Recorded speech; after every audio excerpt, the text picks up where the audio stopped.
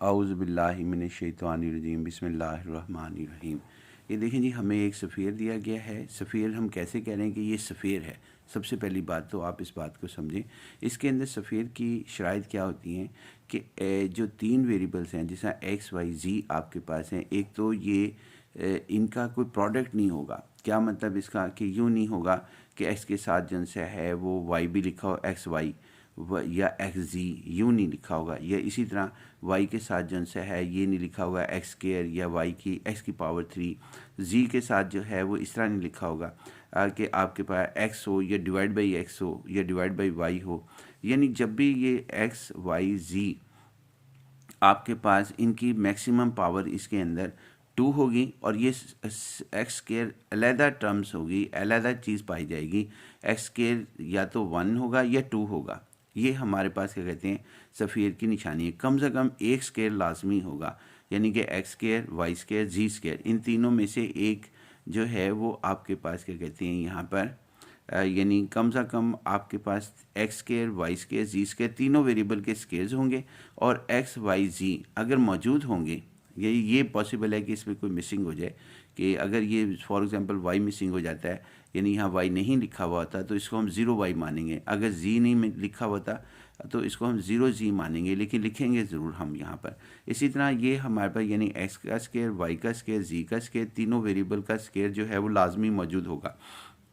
और x Y जी भी अलहदा इनकी पावर्स 1 हमारे पास होंगी। ये 1, ये 1, ये 1 एक्स वाई जी की, उनकी कोई प्रोडक्ट नहीं होगी। और अगर कोई मिसिंग होगा तो उसे हम ज़ीरो के साथ, ज़ीरो एक्स या ज़ीरो वाई जो भी मिस होगा उसके साथ हम उसको विजिबल कर लेंगे।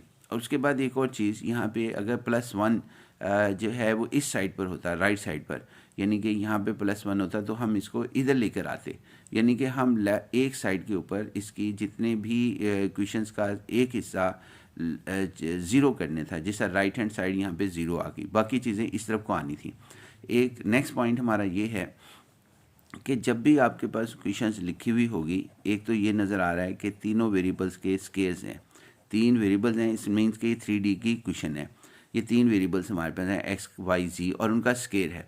और उसके अलावा इसके अंदर एक और चीज़ भी हमारे पास होती है कि इनके एक्स स्क्वायर, वाई स्क्वायर, जी स्क्वायर के कोफिशिएंट 1 भी होने चाहिए, जबकि यहाँ 3 हैं तो इसको हम 1 बनाएंगे। एक शर्त तो पूरी हो रही है कि एक्स स्क्वायर, वाई स्क्वायर तीनों वेरिएबल का स्क्वायर है, और साथ जो है एक शर्त और पूरी हो रही है कि अगर एक्स और वाई जी मौजूद हैं तो वो हमारे पास उसके अंदर उनकी पावर 1 है। उसके बाद हमारे पास, और ये सारे इसकी राइट हैंड साइड पर ज़ीरो हो रहे हैं, ये भी पॉसिबिलिटी। अब इसका 1 कैसे बनाएंगे? अगर तो ऑलरेडी मौजूद है इसका एक्स के, वाई के, जी के का कोफिशेंट 1, तो वेल एंड गुड। अगर नहीं है तो आप इसको डिवाइड कर देंगे उस नंबर से जिससे हमारे पास इनके कोफिशेंट एक्स के, वाई के, जी स्केयर के 1 हो जाएं। यहाँ पे हमें नज़र आ रहा है कि अगर हम डिवाइड इट बाई 3 कर दें तो हमारे पास क्या कहते हैं, ये आसानी के साथ इनके कोफिशेंट हर जो है वो 1 बन जाएंगे, एक्स स्केयर और वाई स्केयर और जी स्केयर के। बाकियों के बने ना बने उससे कोई फ़र्क नहीं पड़ता, यानी कि एक्स वाई जी के कोफिशेंट 1 बनते हैं या नहीं बनते, इससे कोई फ़र्क यहाँ पे नहीं पड़ेगा। अब इसको हर टर्म को जब हम इससे डिवाइड करेंगे, 3 से यहाँ पे एक्स के रह जाएगा, वाई के रह जाएगा, जी के यहाँ 1/3x, जब हम इससे डिवाइड करेंगे 1/3 से तो 3/6 होगा, जिसको मैं पहले ही 1/2y लिख रहा हूँ। उसके बाद प्लस यहाँ से 3 से डिवाइड करेंगे तो 4/3 हमारे पास हो जाएगा z, और प्लस 1/3 हमारे पास होगा इज इक्वल टू 0। अब नेक्स्ट पॉइंट की तरफ आते हैं जी। अब इसमें एक्स के, वाई के, जी स्केयर के कोफिशिएंट 1 हो गए, और एक्स और वाई जी अगर मौजूद हैं तो उस सूरत हाल में इनकी पावर जो है वो 1 है। लिहाजा ये इक्वेशन ऑफ द सफ़ेयर का बेस्ट कैंडिडेट है। और अगर एक्स वाई जी में से कोई मिसिंग होगा तो हम इसको जो है यहाँ पर आपके पास एक्स वाई जी में से कोई मिसिंग होगा तो उसको ज़ीरो के साथ, ज़ीरो वाई के साथ विजिबल करेंगे। अगर इन तीन में से कोई एक मिसिंग होगा, यानी एक्स स्क्वायर, वाई स्क्वायर, जी स्क्वायर में से, तो फिर ये सफ़ेयर नहीं रहेगा। ये फिर आपके पास कोई और जन से क्वेश्चन जन सी वो बन जाएगी। अगर ये एक्स स्क्वायर, वाई स्क्वायर, जी स्क्वायर ये तीनों विजिबल होने ज़रूरी हैं और इनके कोफिशिएंट 1 होने ज़रूरी हैं। अब हम आते हैं कि इसका सेंटर कैसे मालूम करेंगे। सेंटर मालूम करने का तरीक़ेकार हमारे पास ये है कि इसका एक्स कोऑर्डिनेट मालूम करना हो तो -1/2 से एक्स के कोफिशिएंट को मल्टीप्लाई कर देंगे। 1/3 है एक्स का कोशेंट, ये एक्स कोऑर्डिनेट आ जाएगा। फिर वाई कोऑर्डिनेट हमने मालूम करना, तो करना हर दफ़ा -1/2 से। यहाँ जो भी लिखा हो वो उससे कोई फ़र्क नहीं पड़ता, अगर यहाँ 0 लिखा होगा तो यहाँ 0 आ जाएगा। अब वाई का कोफिशिएंट 1 - 1/2 हमारे पास है जी।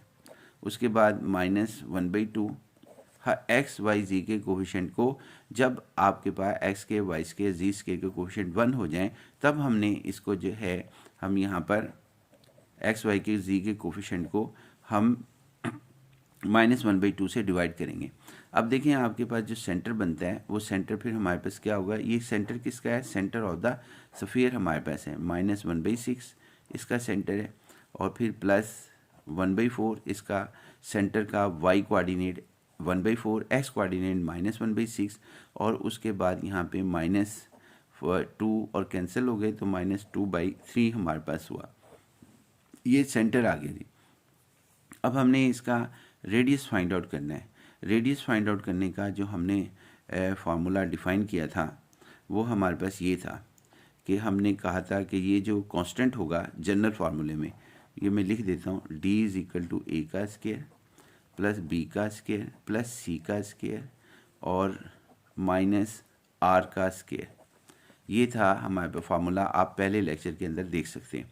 तो a से मुराद है -1/6 करते हैं जी, यानी इससे मुराद a जो हमने लिया था अपनी जनरल इक्वेशंस के अंदर, उससे मुराद ये सेंटर का फर्स्ट एक्स कोऑर्डिनेट है -1/6, और b जो है वो हमारे पास यानी ये y कोऑर्डिनेट है सेंटर का, और c जो है वो -2/3 हमारे पास है, और d हमारे पास क्या है, d ये है, ये वाली चीज़ यहाँ पे कांस्टेंट। हालांकि ये नहीं लिखा है ना, 1 नहीं कहना, क्योंकि इसके अंदर 3 जो सा था 3x² 3y² 3z² के कोफिशिएंट जो से वो 1 नहीं था, इस वजह से ये इसको d जो सा है यहाँ पे नहीं लेना। d उस वक्त लेंगे जब x² y² z² का आपके पास क्या कहते हैं कोफिशिएंट 1 हो। अब यहाँ इसको d कहेंगे, ये कांस्टेंट्स को, तो ये हमारे पास 1/3 होगा। ऊपर वाले को नहीं कह सकते d = 1, क्योंकि इसमें x² y² z² के कोफिशिएंट आपके पास जो हैं वो मौजूद हैं, क्या कहते हैं, वो इस विजिबल हैं, 1 नहीं है, x² y² z² के कोफिशिएंट 1 नहीं है, इसलिए ये d की वैल्यू नहीं है। यहाँ पे x² y² z² के कोफिशिएंट 1 है और d की वैल्यू 1/3 हमारे पास है। अब यहाँ से हम d की वैल्यू रखते हैं जी इसके अंदर 1/3, और a का स्क्वायर ये मैं डायरेक्टली लिख देता हूँ 1/36 और प्लस 1/16 और प्लस 4/9, इनकी वैल्यूज़ रखी, और -r का स्क्वायर। तो r हमारे पास क्या होगा जी, r का स्क्वायर इसको इधर ले आएँ, यानी ये सबको इधर ले आएँ, 1/36 प्लस 1/16 प्लस 4/9 प्लस 1/3, और इसको हम जो है यहाँ पर हल करते हैं। देखिए जी, इसका आंसर हम मान लेते हैं कि फॉर एग्ज़ाम्पल ये सारे को जब हम हल करेंगे तो इसका आंसर जो है फॉर एग्ज़ाम्पल कैपिटल A आ जाता है, और इसको मज़ीद करें तो r = पॉजिटिव A आना है, से हम कर लेते हैं। फॉर एग्ज़ाम्पल हमने कैलकुलेशन की, चूँकि कैलकुलेटर मेरे पास नहीं है तो मैं इसको a कह रहा हूँ, तो √a का √ हमारे पास रेडियस आ जाता है, ये रेडियस हमारे पास होगा। तो इसकी जो अब हमारे पास स्फीयर, जो हमारे पास ये स्फीयर बन रहा था वो ऐसे लिखा जाएगा, x + 1/6 का होल स्क्वायर, यानी ये इसके साथ, और y आपके पास क्या कहते हैं, लिखने की इसने कहा नहीं था लेकिन चलें हम लिख रहे हैं y - 4 का स्क्वायर, यानी कि ये हमारे पास, यानी इसमें से ये सेंटर मान रहे हैं इसे, और जनरल पॉइंट जो है वो हम ले रहे हैं, यानी कि हमारे पास ये एक स्फीयर है। कोशिश करते हैं जी इस स्फीयर को बनाने की। ये हमारे पास एक स्फीयर है और इसके अंदर